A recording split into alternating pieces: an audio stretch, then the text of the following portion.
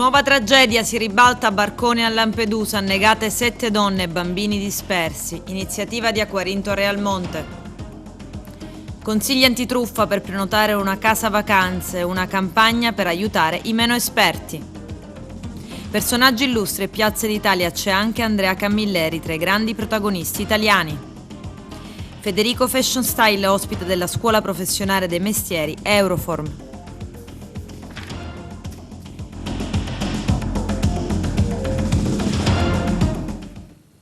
Bentrovati gentili telespettatori al nostro appuntamento con l'informazione. A Lampedusa un barcone si ribalta durante i soccorsi, annegate 7 donne, una era incinta, bambini tra i dispersi. Il sindaco Totò Martello afferma sul Mediterraneo ancora silenzio da Draghi. Vediamo. Sono ripresi gli sbarchi a Lampedusa, dove all'alba, a circa 5 miglia, si è registrato l'ennesimo naufragio, con 7 vittime finora accertate. 2 motovedette della Guardia Costiera erano appena arrivate in un tratto di mare fra Lampedusa e Lampione. Le onde hanno fatto ribaltare il barcone dei migranti. Le salme portate sul molo Favarolo appartengono tutte a delle donne annegate, una delle quali in avanzato stato di gravidanza. Un centinaio di migranti è stato salvato grazie anche all'intervento di un'altra motovedetta della Guardia di Finanza, ma ci sono 10 dispersi e molti di loro, secondo alcuni superstiti, sarebbero bambini. Il procuratore di Agrigento Luigi Patronaggio ha aperto un fascicolo contro ignoti per naufragio. Adesso le salme superstiti sono sul molo Favarolo, sono tutti migranti subsahariani. Erano partiti dalla Tunisia. L'inchiesta dalla Procura di Agrigento punta ad individuare gli scafisti dell'ultimo viaggio finito in tragedia e i basisti in Nord Africa.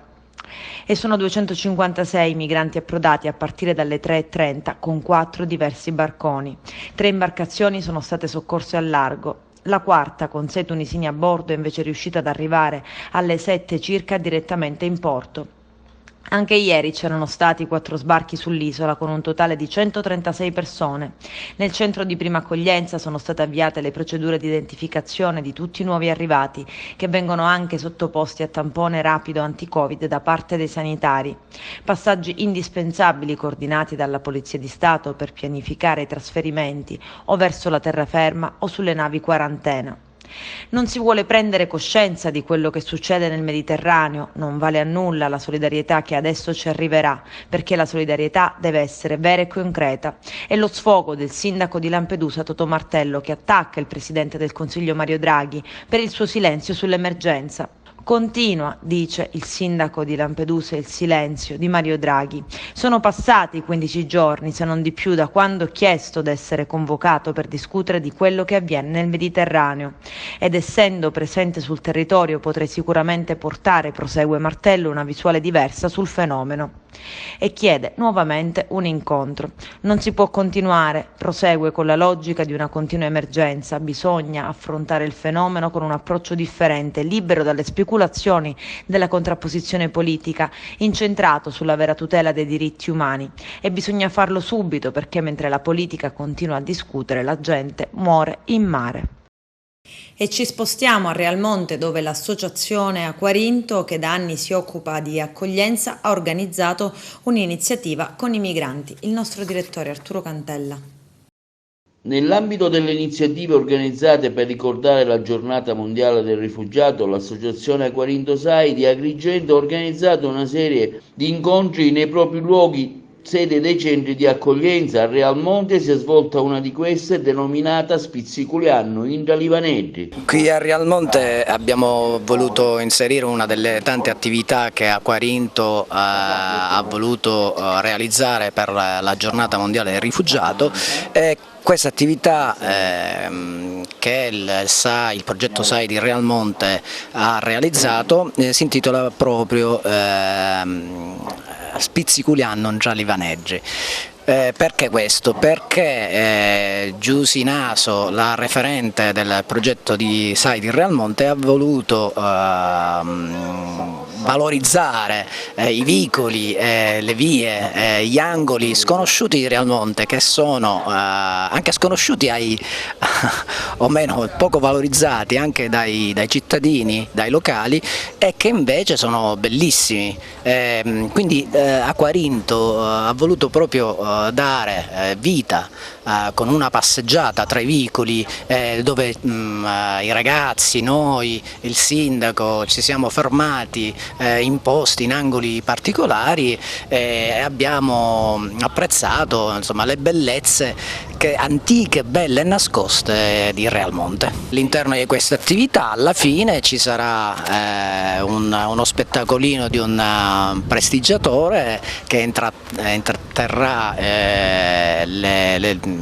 persone anche locali, i nostri utenti, i nostri beneficiari e gli operatori. Come ogni anno noi facciamo sempre delle piccole attività proprio per coinvolgere i ragazzi e la gente del territorio, e questa volta abbiamo pensato bene di valorizzare un po' i vicoli e gli angoli di Realmonte. Abbiamo chiamato un prestigiatore esperto del settore proprio per coinvolgere bene i ragazzi così mentre si stanno divertendo, che lo vediamo alle tue spalle, insomma, quindi ogni anno cerchiamo di fare qualcosa per ricordare questa giornata per i nostri ragazzi.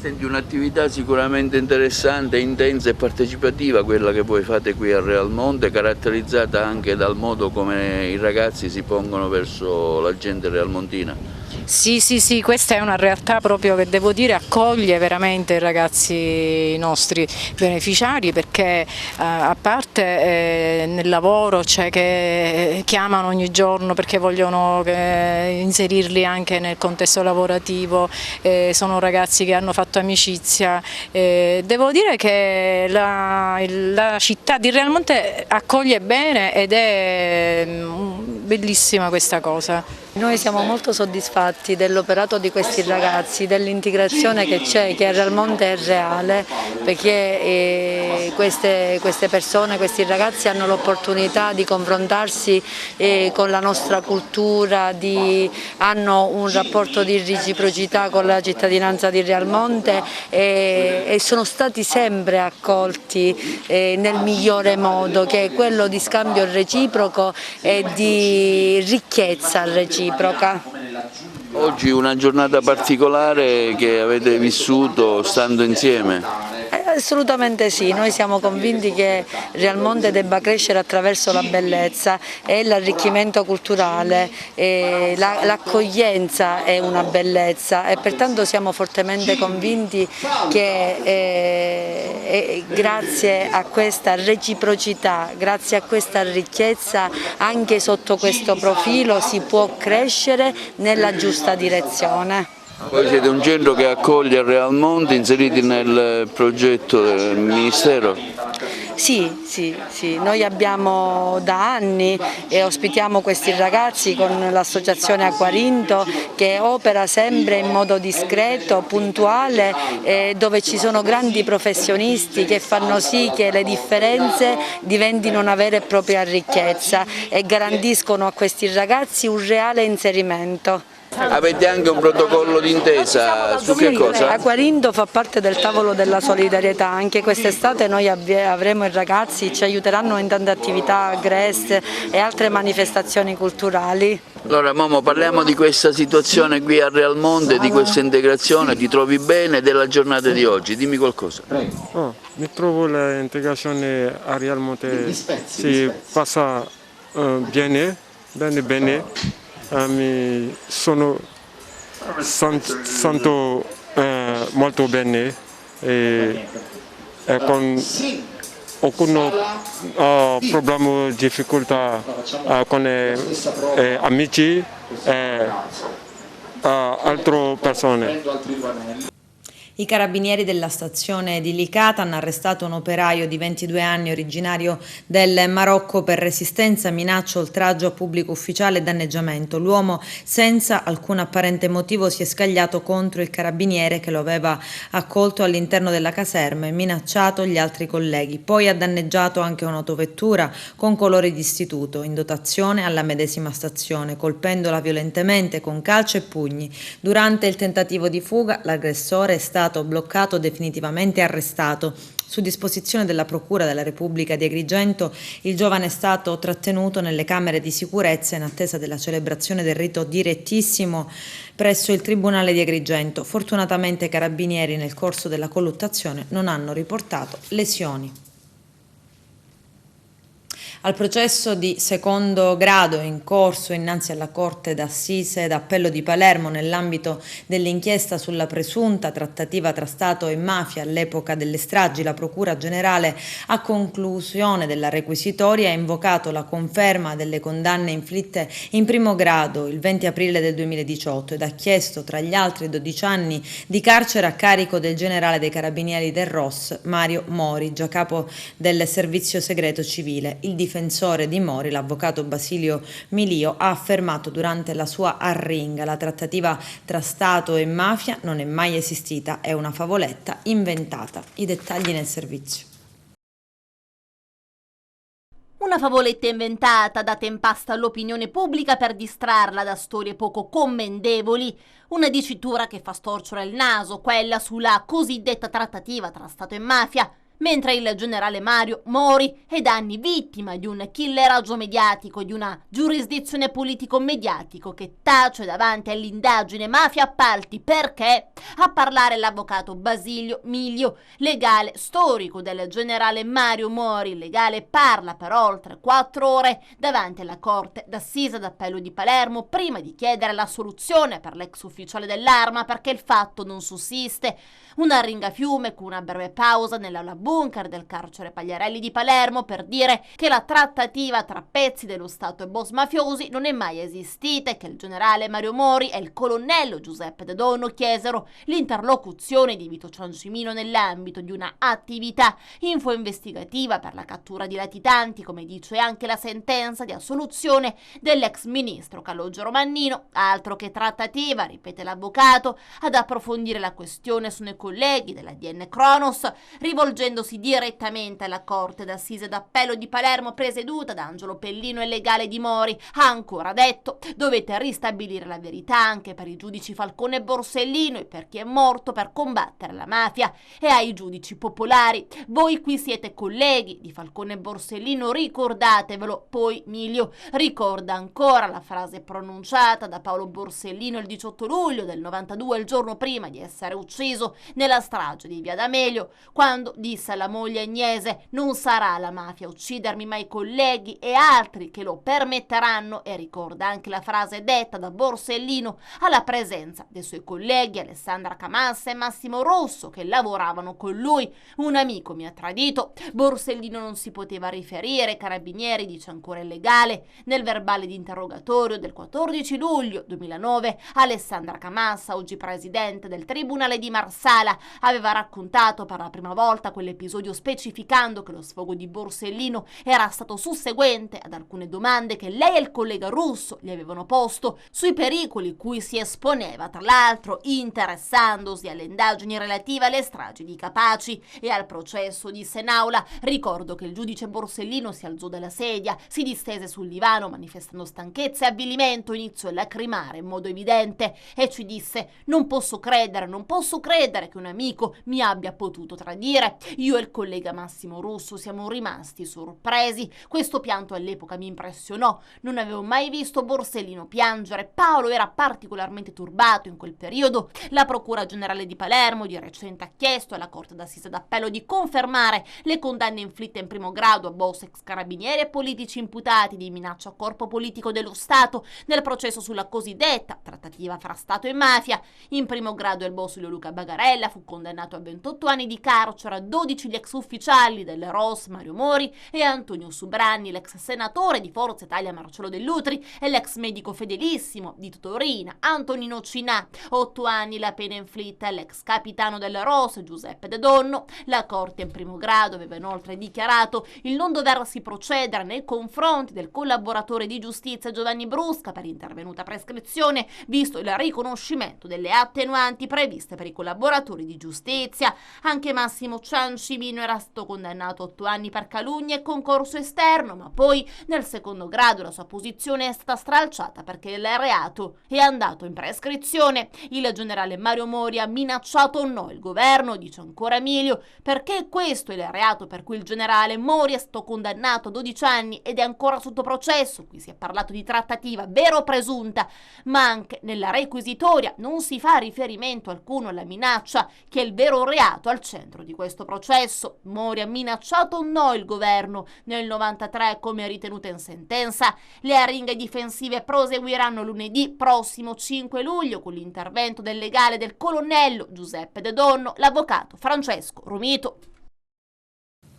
I carabinieri della stazione di Campobello di Licata hanno arrestato un 26enne operaio del posto per il reato di riciclaggio, in particolare durante un controllo effettuato all'interno di una rivendita di ricambi per auto. I militari dell'Arma hanno scoperto il giovane mentre smontava alcuni pezzi appartenenti ad una Lancia Y risultata rubata la sera precedente a Caltanissetta. Probabilmente i pezzi di ricambio ricavati dall'autovettura dovevano essere venduti nell'ambito dell'attività commerciale di proprietà di una donna 27enne del posto. L'operaio, con precedenti di polizia su disposizione della Procura della Repubblica di Agrigento, è stato sottoposto agli arresti domiciliari presso la propria residenza in attesa dell'udienza di convalida dell'arresto. Il giovane è accusato di riciclaggio, reato che prevede una pena che va dai 4 ai 12 anni.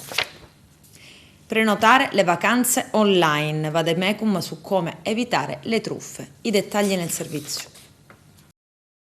Siamo nel pieno di questa estate targata 2021 che tra vaccini e Green Pass vede già sostanzialmente gli italiani proiettati con clamore alle vacanze. Secondo i dati di Airbnb stiamo assistendo ad un ritorno alla villeggiatura. Le prenotazioni sono aumentate dal 33% dell'estate 2019 al 53% per quella 2021, ma con la popolarità della casa vacanza online aumenta anche il rischio di imbattersi in tentativi di truffa che prendono di mira gli utenti che per la prima volta si cimentano con la prenotazione fai da te della vacanza. Per stare più tranquilli, Polizia Postale e delle Comunicazioni e Airbnb, la piattaforma di viaggio, hanno avviato una campagna per aiutare i meno esperti a riconoscere e stare alla larga dei tentativi di raggiro più diffusi, individuando i profili di truffatori più comuni e i consigli per smascherarli. Secondo l'osservatorio multicanalità del Politecnico di Milano e da Nielsen, lo scorso anno 30 milioni di italiani hanno effettuato almeno un acquisto online. Il settore dei viaggi, stando alla ricerca, è quello in cui più si utilizza il digitale. Nel 2020, con lo scoppio della pandemia, le segnalazioni per reati informatici sono cresciute del 142% rispetto all'anno precedente. Per semplificare la vita ai consumatori è nata così Guida Pocket in vacanza, come a casa, prenota e parti in tutta sicurezza, curata da Altro Consumo, Polizia Postale con Airbnb, per aiutare soprattutto chi ha le prime armi a orientarsi quando prenota una casa online. Nonostante gli oltre 5,6 milioni di annunci disponibili, i tentativi di truffa sono estremamente rari e un team di assistenza è disponibile H24 a supporto degli ospiti. La riprova è che le frodi più comuni avvengono su altri siti e il nome di Airbnb è utilizzato per adescare la potenziale vittima, perché è un brand che tranquillizza, spiega Giacomo Trovato, country manager di Airbnb Italia. Ma prendiamo il caso del cervello in fuga. Questo finto proprietario si è appena trasferito all'estero e non può mostrare la casa o accogliervi di persona, anche se ci tiene molto ad affidarvela. Per fugare eventuali dubbi, spiegherà, che si tratta di lavoro, la trattativa a distanza è il preludio di una richiesta di bonifico internazionale, il tutto seguito da una finta pagina di prenotazione Airbnb, una finta fattura Airbnb e una vera scomparsa dopo aver ricevuto una caparra importante. Il tecnico informatico Lost ha davvero creato un annuncio su Airbnb, il tempo di chiedervi giusto un paio di cose sul vostro arrivo e vi manderà un'altra mail informandovi che per un problema con l'aggiornamento del calendario l'annuncio non è al momento visibile nella ricerca, in realtà lo è rimosso, e vi fornisce per comodità il link diretto ovviamente ad un sito cosiddetto clone molto simile ad Airbnb, ad un occhio poco esperto. Poi c'è il compare, anche in questo caso Lost ha creato da poco un annuncio su Airbnb sprovvisto di recensioni. La pagina vi convince e prenotate, il truffatore è amichevole, gentilissimo e lieto che abbiate scelto la sua casa e vi proporrà addirittura un bello sconto, come può permetterselo. Strizzandovi l'occhio suggerisce di annullare la prenotazione con Airbnb e di trattare privatamente, così da risparmiare entrambi la commissione del portale. Una volta incassato il bonifico, l'amichevole complicità lascerà il posto ad un assordante silenzio, l'amicone è sparito e già a caccia di un'altra vittima. E dunque quali sono i consigli per non farsi fregare? Non pagate mai direttamente con bonifico se vi viene proposto di inviare una caparra, non fidatevi, è contrario ai termini del servizio di Airbnb, non comunicate fuori dal sito, diffidate da chi vi propone di lasciare Airbnb per accordarvi privatamente con la promessa di uno sconto, il preludio di una richiesta di bonifico. Inoltre non sarete più tutelati dalle garanzie della piattaforma. Attenzione agli alloggi esca, se una volta arrivati a destinazione vi si chiede un cambio di sistemazione ovviamente non all'altezza di quella prenotata, usando come scusa un problema improvviso sorto nell'appartamento originario che lo ha reso momentaneamente inagibile, la cosa migliore è documentare tutto e contattare subito la piattaforma per avere un rimborso totale. Vandali in azione ad Agrigento all'interno del piazzale Caos, proprio di fronte alla casa natale di Luigi Pirandello, dove viene effettuato il drive-in per i tamponi anti-Covid. Qualcuno si è scagliato contro le tende della struttura dell'ASP, strappandole in più punti. Dopo la scoperta sul posto, i carabinieri della stazione di Villa Seta, che dopo aver effettuato il sopralluogo hanno avviato le indagini per provare a identificare i responsabili. Saranno prese visione delle varie telecamere di videosorveglianza installate nella zona. Voglio lanciare un appello ai cittadini della provincia di Agrigento ad essere molto prudenti, perché vero è che da lunedì non abbiamo l'obbligo dell'uso della mascherina all'aperto, ma è pur vero che si assiste spesso a degli assembramenti e non è necessario che l'assembramento sia l'assembramento delle piazze o l'assembramento delle spiagge, ma anche la presenza di più persone che confabulano impone quasi l'uso della mascherina, anche se non ufficialmente, ma se vogliamo bene a noi stessi e quindi vogliamo bene agli altri, usiamola la mascherina. È molto prudente, diciamo, e usiamo anche le distanze, evitiamo di stare a gomito con gli altri. E questo è importante ancor di più alla luce delle varianti che ci sono, e in particolare questa variante indiana, la cosiddetta variante Delta, che è molto invasiva, e quindi l'uso della mascherina protegge ancora di più, perché vero è che la protezione principale la dà la vaccinazione, ma usare questi dispositivi, quindi i dispositivi l'igiene delle mani, le distanze e la mascherina, aiutano maggiormente ad evitare questa diffusione della variante. L'altro messaggio che voglio lanciare ai miei concittadini è di invitare tutti a vaccinarsi e a prenotarsi alle vaccinazioni, che c'è parecchia gente, in particolare mi rivolgo agli over 60, che ancora non si sono né vaccinati né prenotati. Ma anche gli over 40 sono molte le persone che devono ancora vaccinarsi. Ed è importante la vaccinazione, è importante addirittura pure la seconda, se è vero che il sottosegretario alla sanità ha detto qualche giorno fa che probabilmente gli scienziati fra 1 o 2 settimane potrebbero dire per avere il Green Pass che è necessaria la vaccinazione completa e non basta una sola vaccinazione.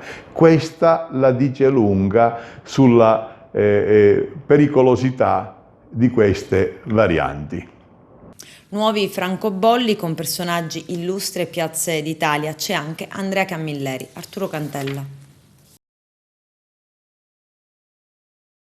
Parliamo di questa bellissima e singolare iniziativa che Poste Italiane oggi ha voluto dedicare al grande maestro Camilleri con l'emissione di un annullo filatelico speciale. Sì, allora ricordiamo che oggi il Ministero dello Sviluppo Economico ha emesso 3 francobolli ordinari appartenenti alla serie tematica Le eccellenze italiane dello spettacolo. Sono dedicati proprio ad Andrea Camilleri, Gigi Proietti e il Ennio Morricone. Per l'occasione viene realizzato un timbro filatelico che ha la stessa immagine del francobollo, si appone su una cartolina filatelica, su una busta o qualunque altro supporto cartaceo. Un'iniziativa sicuramente bella, lodevole, non solo per il territorio ma che fa onore anche a Poste Italiane. Sicuramente perché Poste Italiane è sempre presente, molto vicino al territorio, in tantissime attività e soprattutto con la filatelia, dove richiama l'attenzione alla scrittura, al tempo di quando si scrivevano le lettere, le cartoline, si cerca sempre di portare avanti questo tipo di iniziativa. Ecco. E il francobollo è un veicolo che ci porta emozione, quindi ci fa passare dei momenti particolari. Ricordiamo che l'annullo filatelico è speciale solo per oggi, poi lo stampo verrà distrutto. Allora, il timbro è disponibile per altri 120 giorni presso lo sportello filatelico di Agrigento, dopodiché partirà e andrà come sempre, come tutti i timbri postali, al Ministero, al Museo Storico che c'è a Roma. Quindi chi vuole approfittarne può farlo. Approfittare per 120 giorni, certamente. Fra l'altro abbiamo dei prodotti correlati al francobollo, che è il folder, la cartolina filatelica, la tessera filatelica e la busta primo giorno con il francobollo e il timbro primo giorno. Giusto riconoscimento ad un grande di questa nostra terra, un grande che non ha mai dimenticato di essere siciliano e che ha consentito di conoscere questa Sicilia bellissima in tutto il mondo, sia per quello che ha scritto, perché sono opere uniche, in pratica con un linguaggio che è veramente originale, tutto suo, e poi ovviamente grazie alla Fission che, come dicevo prima, è stato un ottimo prodotto esportato in tutto il mondo, quindi sono veramente molto lieta oggi di essere qua e un plauso a Poste Italiane perché è veramente un'iniziativa bellissima, lodevole. Lei è un'estimatrice, diceva, di Camilleri. Io sono innamorata di Camilleri, ho letto praticamente tutti i suoi libri e una volta ogni tanto ne prendo uno e lo rileggo, ma è stata una scoperta che ha appassionato me e devo dire anche tante persone della mia stessa famiglia. Eravamo tutti sempre in attesa del nuovo libro e poi questo prodotto televisivo splendido, veramente splendido, che abbiamo gustato.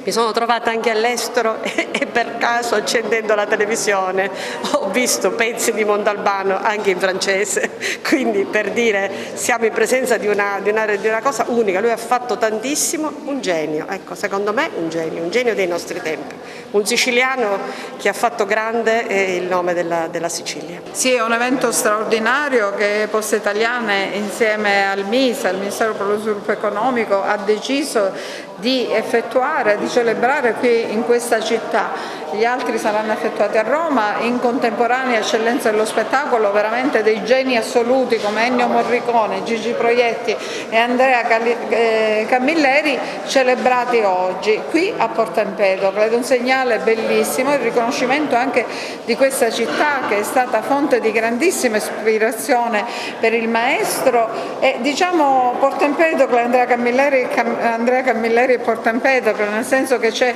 una tale intimità, un rapporto così profondo che non si può dissociare l'uno dall'altro. Ed è bellissimo anche sia il francobollo che l'annullo, perché riporta proprio l'immagine di Andrea Camilleri. È una chicca per questa città che merita di essere rivalutata dal punto di vista culturale. Il mio sogno sarebbe davvero che questa città diventasse un po' patrimonio dell'UNESCO per la sua prestanza letteraria, in campo letterario. Questa stessa torre, che è la torre della strage dimenticata, era il centro culturale e sociale Torre di Carlo V, di cui faceva parte Andrea Camilleri, cui veniva Leonardo Sciascia.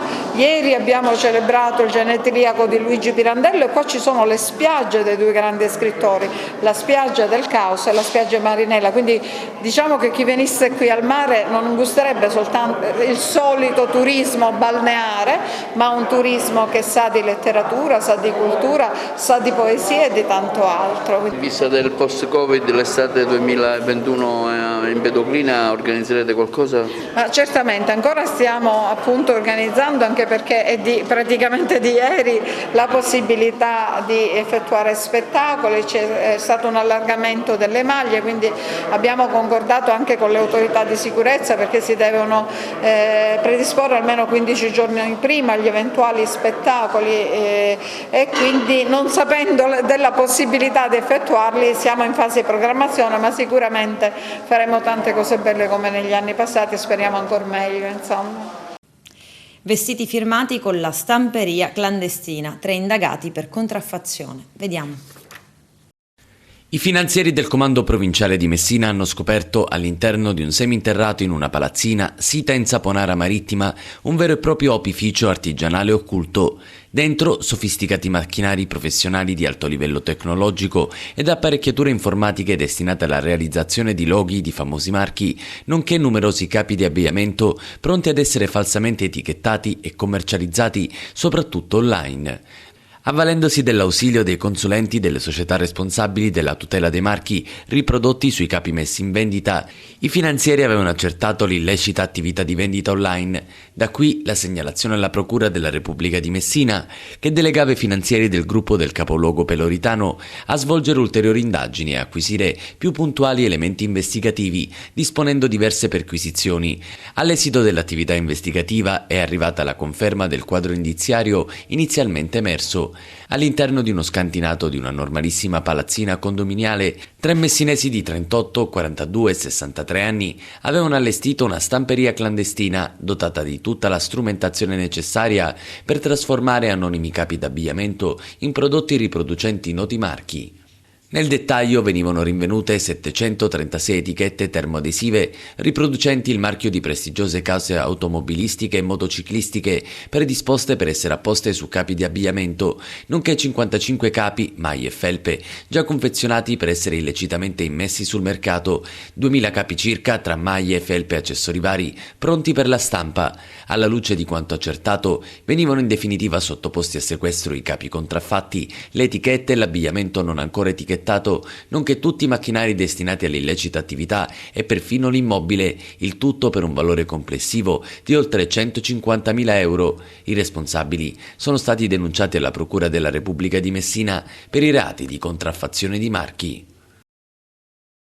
Adesso c'è la pubblicità, a tra poco vi aspetto. Federico Fashion Style, ospite della scuola professionale dei mestieri Euroform, grande evento allo Sport Village di Agrigento. Vediamo. Allora, eccoci con Federico, ospite della scuola Euroform di Agrigento, e non solo. Questa esperienza com'è stata? È stata bellissima perché ho visto delle realtà che ci sono qui in Sicilia molto belle, e ne sono molto fiero di questa cosa, perché l'acconciatura è uno dei lavori più belli che esiste, perché rendere felici le donne è una cosa meravigliosa, è fondamentale, quindi devo dire che Euroform forma i ragazzi in maniera professionale, in maniera accurata, affinché possano rendere magnifiche tutte le donne siciliane. Quali consigli ti senti di dare a questi ragazzi che vogliono un giorno diventare dei parrucchieri?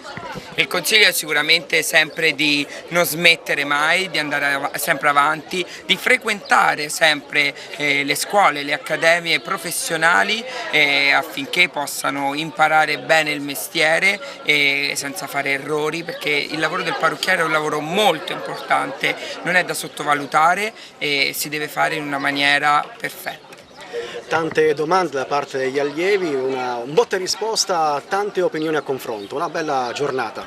Assolutamente sì, i ragazzi sono molto motivati perché comunque vedono in me magari un loro futuro, una persona molto vicina a loro, perché comunque siamo quasi coetanei e la chiave del successo è sicuramente rimanere sempre umili e essere sempre vicino a loro affinché possano prendere dei spunti e delle iniziative per avere un successo. Le tendenze di quest'estate che sta per esplodere, quali sono? Le tendenze sono sicuramente schiarire i capelli, perché le donne d'estate amano avere luce, le trecce è uno dei must che non morirà mai per l'estate, quindi via libera, treccia, spiga, spettinate, raccolte, è uno proprio delle tendenze più giuste per l'estate. Un'ultima domanda, il video Io sono pazzesco, destinato a diventare un tormentone, il tormentone dell'estate 2021. Io sono pazzesco, è uscito ieri già con 50.000 visualizzazioni, è stato veramente un boom pazzesco, proprio come si chiama la canzone, è nato un po' per gioco, un po' per ironia, sai, in genere d'estate si ballano questi tormentoni, quindi mi raccomando, siate tutti pazzeschi. Un altro grande evento targato Euroform, l'incontro, l'ospitata di Federico.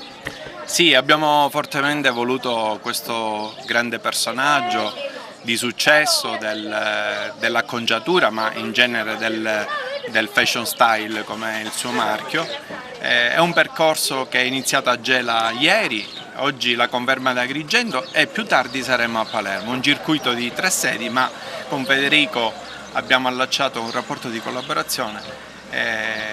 Diciamo, oggi ha parlato ai ragazzi, il segreto del suo successo è innegabile, insomma, è un personaggio che oltre ad essere, diciamo, quello che è bravo, è anche molto presente sui social e i ragazzi sono attenti a questo e noi abbiamo fortemente voluto queste giornate per dedicarle ai nostri ragazzi. Siamo proprio in chiusura dell'anno scolastico, è un regalo per i nostri ragazzi perché noi come Scuola dei Mestieri, Davide, tu ci conosci bene, anche i nostri diciamo, genitori, ragazzi, ma anche tutti coloro che ci conoscono, diciamo, lavoriamo con passione e tutto ciò che facciamo lo facciamo per i ragazzi, per farli crescere non solo da un punto di vista scolastico ma soprattutto da un punto di vista professionale. E avere il contatto con i personaggi di successo, diciamo, stimola le loro emozioni, i loro sogni e perché no, da qualche nostro alunno può nascere, diciamo, un protagonista di successo. Istituto Siciliano di Studi Politici ed Economici, riconfermato alla presidenza Umberto Balistreri, ad affiancarlo nella veste di vicepresidente Fabrizio Fonte. C'è il servizio.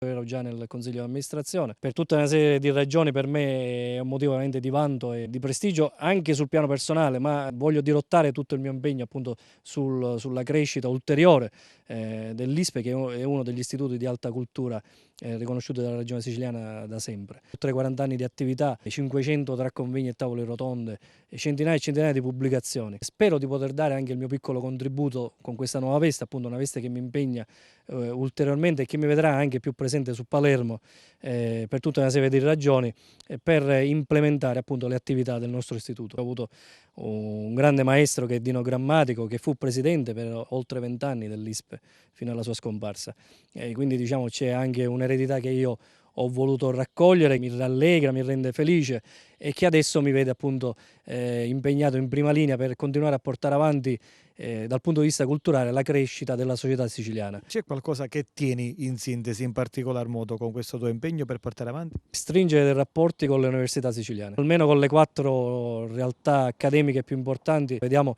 in che modo noi da diversi anni tra il Centro Studi Dino Grammatico e l'ISPE collaboriamo con tutta una serie di iniziative. a partire dalla giornata tricolore, la ricorrenza del 19 luglio sulla figura di Paolo Borsellino. Anche quest'anno faremo in memoria di Paolo insieme all'ISPE 2 istituti e anche insieme all'Istituto Platone di Palermo.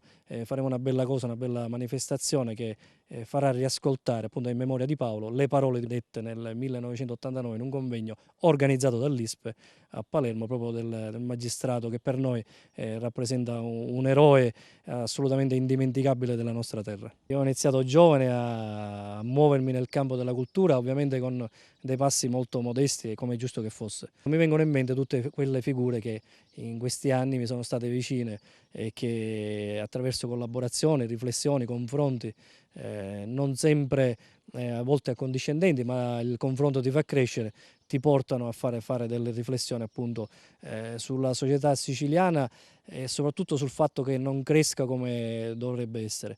E allora questo è il fine, a mio avviso, di un istituto come l'ISPE: stimolare dei dibattiti all'interno appunto delle classi dirigenti in particolare, quindi un ritorno anche alle classi dirigenti che purtroppo nel declino verticale delle società si riscontrano sempre meno, possano in qualche maniera emergere e far riflettere. Da lì si innescano anche delle proiezioni anche sul piano politico, perché la cultura non può essere mai fine a se stessa, ma deve essere foriera di sviluppo. In questo caso la politica può trarre da questo dibattito, da questo confronto, momenti anche di riflessione per poi portare in maniera compiuta delle azioni sul territorio. Il grande caldo degli ultimi giorni non dà tregua alla Sicilia, dove sono ancora previsti picchi nella colonnina di mercurio fino a 46 gradi. Nelle prossime ore è atteso il boom di questo caldo africano che non molla la presa. Proprio per oggi, mercoledì 30 giugno, e domani, giovedì 1 luglio, è prevista la fase più rovente. Tra le aree dell'isola che raggiungeranno la soglia dei 45-46 gradi ci sono quelle interne, l'Ennese orientale, la Piana di Catania e l'Alto Siracusano. Bollino rosso dunque, secondo il bollettino del Ministero della Salute, a causa delle ondate di calore, massimo livello di rischio caldo per tutta la popolazione siciliana e in particolare per gli abitanti di Catania. L'anticiclone subtropicale, protagonista dell'attuale scenario meteorologico sul Mediterraneo, sta determinando un lungo periodo di caldo intenso e persistente. Torride masse d'aria provenienti dal Sahara algerino alimentano condizioni afose ed elevati indici di disagio corporeo anche di notte lungo le coste e nei grandi centri urbani. Per un'attenuazione di tale situazione bisognerà attendere il prossimo fine settimana. Dopo la canicola di ieri e i picchi fino a 44 gradi, la giornata di oggi, mercoledì 30 giugno, è ancora caratterizzata da sole e caldo molto intenso, soprattutto nella Sicilia centro-orientale, con temperature fino a 43-45 gradi. Giovedì 1 luglio e venerdì 2 saranno giorni soleggiati e caldi. Un campo di alte pressioni abbraccerà la nostra regione, garantendo cieli in prevalenza sereni o poco nuvolosi sui litorali tirrenico, ionico e meridionale, sui monti e nelle zone interne. Fino a domenica 4 luglio cielo soleggiato e bel tempo, con il caldo in leggera attenuazione. Con questo è tutto, termina qui l'edizione del telegiornale. Grazie per la gentile attenzione e per essere stati con noi. A presto.